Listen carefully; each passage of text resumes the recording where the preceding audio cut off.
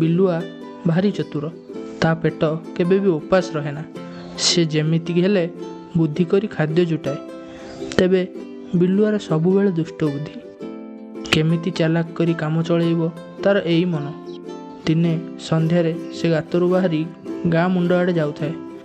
ଦେଖିଲା ମଧୁପ୍ରଧାନର ପଲ୍ଲେ ମେଣ୍ଢା ଚରି ସାରି ଘରକୁ ଫେରୁଛନ୍ତି। ମେଣ୍ଢା ପଲ୍ଲର ଥାକୁଲୁ ଥାକୁଲୁ ମେଣ୍ଢା ଗୁଡ଼ିକୁ ଦେଖି ତା ପାଟିରୁ ଲାଳ ଗଡ଼ିଲା। ଚିନ୍ତା କଲା କେମିତି ସେଥିକରୁ ଗୋଟିଏକୁ ଖାଇବ। ହେଲେ ପ୍ରଧାନ ଘର ଜଗୁଆଳିର ଯେଉଁ ଚିତ୍ତାଏ ଉଞ୍ଚ ଠେଙ୍ଗାକୁ ଦେଖି ତାର ରକ୍ତ ପାଣି ହୋଇଗଲା। ସେ କ'ଣ କରିବ ଉପାୟ ସବୁ ଭାବୁଥାଏ। ହଠାତ୍ ତା ମୁଣ୍ଡକୁ ଗୋଟିଏ ବୁଦ୍ଧି ଜୁଟିଲା। ସେ ଗୋଟିଏ ମେଣ୍ଢା ଚମଡ଼ା ଯୋଗାଡ଼ କରିନେଲା। ପରଦିନ ସକାଳୁ ମଧୁପ୍ରଧାନଙ୍କ ମେଣ୍ଢା ପୁଣି ଚରି ସାରି ବାହାରିଲେ। ଚତୁର ବିଲୁଆ ସେଇ ମେଣ୍ଢା ଚମଡ଼ାଟିକୁ ନିଜ ପିଠିରେ ଗୁଡ଼ାଇ ମେଣ୍ଢା ଭଳି ହୋଇ ମେଣ୍ଢା ପଲ ସହ ମିଶିଗଲା।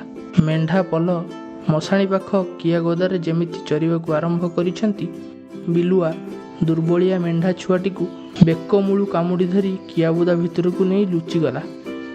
ରାତିଯାକର ଉପାସ, ପେଟ ଭରି ଖାଇନେଲା। ସନ୍ଧ୍ୟା ବେଳକୁ ମେଣ୍ଢା ପଲ ଗୁହାଳରୁ ବାହାରିଲେ।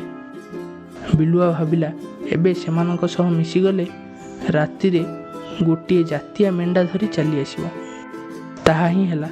ମେଣ୍ଢାଙ୍କ ସାଙ୍ଗରେ ବିଲୁଆ ମେଣ୍ଢା ଚମଡ଼ା ଘୋଡ଼େଇ ହୋଇ ଚାଲିଲା।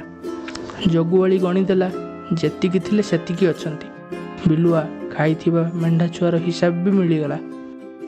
ବିଲୁଆ ମେଣ୍ଢା ଗୁହାଳରେ ପଶି ସୁଯୋଗକୁ ଅପେକ୍ଷା କରି ରହିଲା। ସେଦିନ ମଧୁପ୍ରଧାନଙ୍କ ସମୁଦି ଘରୁ 5 ଜଣ କୁଣିଆ ପହଞ୍ଚିଗଲେ। ଅତିଥି ଚର୍ଚ୍ଚା କରିବା ପାଇଁ ପ୍ରଧାନ ବୁଢ଼ା ତାଙ୍କ ବଡ଼ ଟର୍ଚ୍ଚ ଧରି ମେଣ୍ଢା ଗୁହାଳକୁ ଗଲେ। ଭାବିଲେ ଭଲ ମେଣ୍ଢାଟିଏ ମାରି ତରକାରୀ କରିବେ।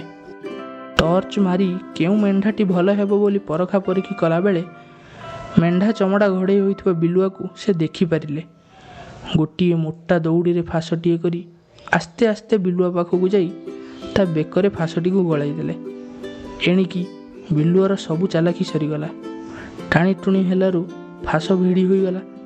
ପ୍ରଧାନ ବୁଢ଼ାର 2 ଜଣ ହଳିଆ ସେ ଦଉଡ଼ିକୁ ଧରି ସିଧା ନେଇ ପାଖ ଗଛରେ ଟାଙ୍ଗିଦେଲେ। ତେବେ ପିଲାମାନେ, ତୁମ ଭିତରୁ ଅନେକ ପିଲା ଅଛନ୍ତି ଯେଉଁମାନେ ଚାଲାକ, ଯେଉଁମାନେ ମନେ କରନ୍ତି ଆମର କେବେ ବି କିଛି କ୍ଷତି ହେବ ନାହିଁ।